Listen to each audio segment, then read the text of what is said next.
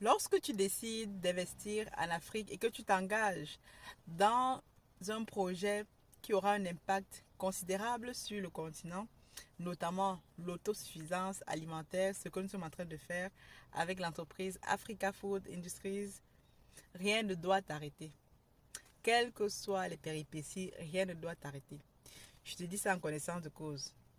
Dans cette vidéo, je vais te raconter comment nous avons pu il y a quelques jours seulement, électrifier notre site Africa Food Industries en utilisant les panneaux solaires, l'énergie solaire. Mais ça n'a pas été facile. C'est un projet sur lequel je travaille depuis plus de 8 mois. Et à la base, mon problème est tout simple.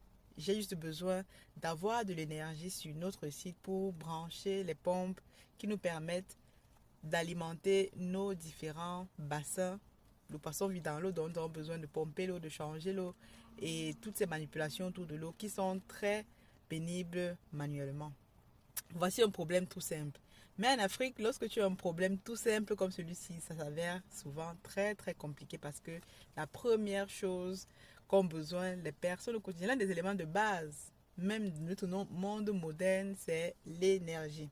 Mais en Afrique, l'énergie, c'est quelque chose qui est devenu aujourd'hui tellement, je sais pas, indispensable, mais en même temps rare. C'est trop bizarre parce que les pays qui regorgent de cours d'eau, qui regorgent de soleil, on peut développer des énergies renouvelables à profusion et l'Afrique ne devrait même pas être le continent qui manque d'électricité. Mais toujours est-il que c'est ainsi.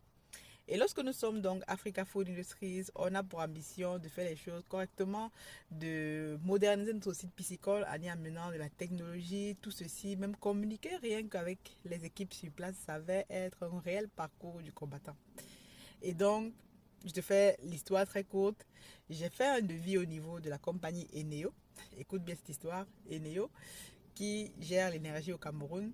J'étais sur, tiens-toi tranquille, 16 millions de francs CFA, l'équivalent de 25 000 euros, 30 000 euros, tu feras les calculs.